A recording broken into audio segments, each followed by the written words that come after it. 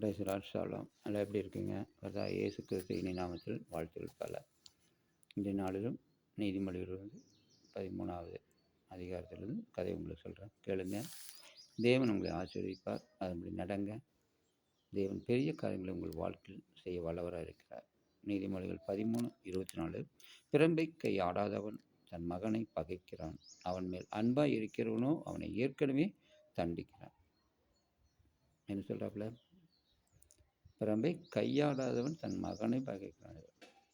மகன் என்ன பண்ணுறான்? தப்பு செய்கிறப்போ கேட்கணும் அவங்ககிட்ட, ஏன்டா தப்பு செய்கிற, என்ன ஏதுன்னு கேட்கணும். அது இல்லாமல் சின்ன பையன் தானே, பரவாயில்ல விடு, திருந்திடுவான்னு சொல்லிட்டு அவனை அப்படியே விட்டுட்டு இருந்தீங்கன்னா என்ன பண்ணுவாங்க? அவன் இன்னும் பலபடி பெரிய தவறு செஞ்சுட்டே இருப்பான்.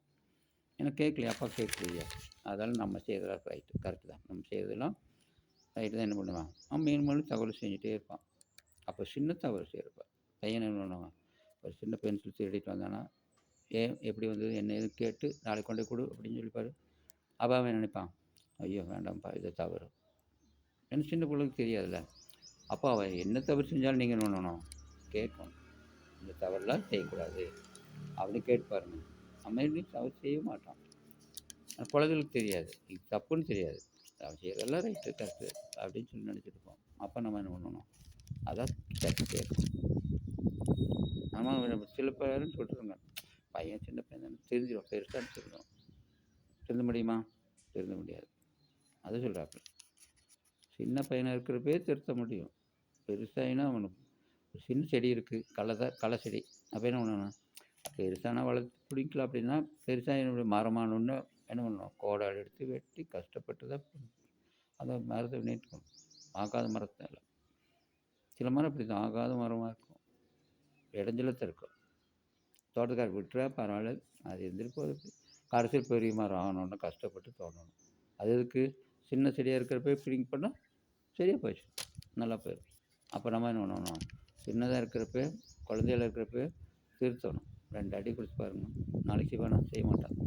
ஓ, இந்த இது தப்பு செஞ்சால் நமக்கு அடி கொடுப்பாங்க, இது தப்பு, இது செய்யக்கூடாது அப்படின்னு. அப்போ நம்ம என்ன பண்ணணும்? சின்னதுலேயே கண்டிக்கணும்.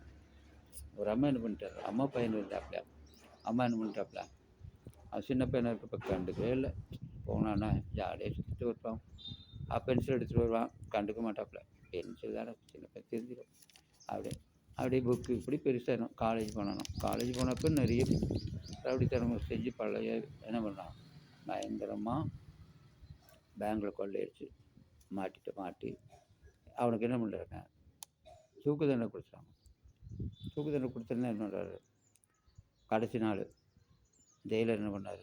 கேட்டாரான், கடைசி ஆசை என்ன உனக்கு, என்ன அப்படின்னு என்ன சொல்லு, நான் செஞ்சு கொடுக்குறேன். அப்போ என்ன பண்ணார்? எங்கள் அம்மா பார்க்கணுன்னாப்ப. அது ஜெயிலுக்கு ஆச்சரியமாக இருக்குது, பரவாயில்ல, கடைசி நாளிலாவது அம்மா பார்க்கணும், ஒரு ஆசை இருக்குது அப்படின்னு கொண்டு அம்மா கொண்டு விட்டாங்களாம். அம்மா வந்தாப்புல, அம்மாவுக்கும் பாசம், பையன் கடைசி நாளாச்சு, என்ன பண்ணுறது, நான் பார்க்கல, இன்னும் ஒரு நாள் தான் பார்க்க முடியும், நாளைக்கு தான் பார்க்க முடியாது அப்படின்னு விட்டாங்க. ஆசையாக வந்து ஜெயிலில் பார்த்தீங்கன்னா கம்பி இருக்குமில்ல, ஜன்னல் மாதிரி கம்பி வச்சுருப்பாங்க. அப்போ போய் அம்மா பக்கத்தில் வர சொன்னாங்க. அம்மா பக்கத்தில் வர இப்படி முகத்து காட்டினாங்க.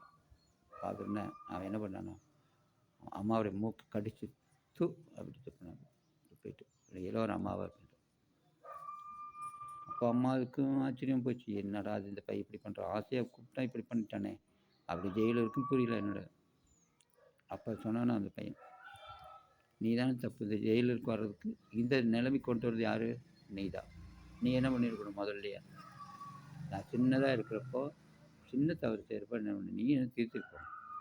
2 அடி கொடுத்துருந்தா திருந்திருக்கணும். இவ்வளோ பெரிய தவறு செஞ்சுருக்கணும், செய்ய மாட்டேன். அப்போ இவ்வளோ காரணம் யார்? நீ தான். நீ வளர்த்துனது சரியில்லாதனால இந்த மாதிரி கொலை குற்றம் செஞ்சு நான் இப்போ தூக்கு தானே இருக்கிறேன், என்னுடைய சாவுக்கு காரணம் யார்? நீ தான் அப்படின்னாப்ப. அப்போ தான் ஜெயிலுக்கு புரிஞ்சாமா. அப்போ அவங்க அம்மா வருத்தப்பட்டாங்க. நீ வருத்தப்பட்டு என்ன பிரயோஜனம்? ஒரு பிரயோஜனம் இல்லை. திருந்த முடியுமா? முடியாது. அப்போ இதிலிருந்து நீங்கள் என்ன பண்ணணும்? சிறு பிள்ளைகள் அம்மா அப்பா பேச்ச கேட்கணும், எந்த தவறு செய்யக்கூடாது. அப்போ பேரண்ட்ஸு என்ன பண்ணணும்? ரொம்ப கையாளணும். ரொம்ப கையாளுன்னா அவன் பையன் கெட்டுப்போன். கெட்டுப்போனால் காரணம் வேறு அப்பா தான், வேறு யாரும் கிடையாது. அதாவது சிறு வயசுலேயே தண்டித்து வளர்க்கணும். தண்டித்து வளர்த்த பிள்ளை தான் என்ன பண்ணணும், பெருசானாலும் ஞானமாக வளரும். ஞானத்தை பெற்றுக்கொண்டு அதுபடி நடக்கும். குழந்தை தானே, விடுதலை பண்ண ஜாமட்டம் கூட ஓட்டுறது கிடையாது. நட பையன் தூங்கிட்டு தூங்கிட்டு தூங்கிட்டு பெருசாக நம்ம சர்ச்சுக்கு வரோன்னா சர்ச்சுக்கு கூட வர மாட்டோம். ஜாலியாக கிரிக்கெட்டுங்க ஓடிட்டே இருப்பான். அப்போ பெருசாக ஐயோ என் பையன் சர்ச்சுக்கே வர மாட்டேங்கிறானே, அவங்க அம்மா பாஸ்டர் போய் கம்ப்ளைண்ட் பண்ணுறது, சபைக்கு வர மாட்டேங்கிறானே. யார் தப்பு? நீங்கள் போகிறப்ப சபைக்கு கூட்டிட்டு போன அவனை, அப்போ அவன் வருவான். எல்லாம் தப்பு யாரும் பேரண்ட்ஸு. அப்போ பேரண்ட்ஸ்க்கு தப்பு செய்கிறதா என்ன பண்ணணும்?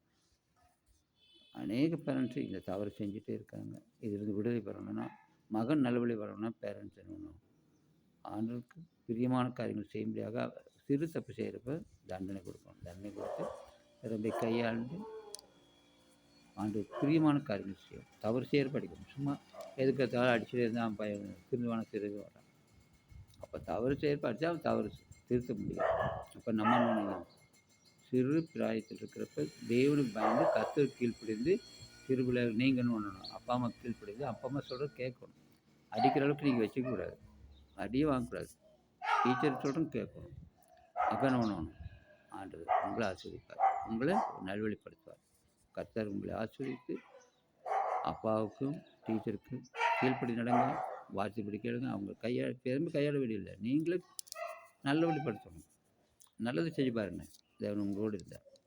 கர்த்தர் உங்களை ஆசீர்வதித்து சகல நன்மையால் நிரப்புவாராங்க. ஆமாம்.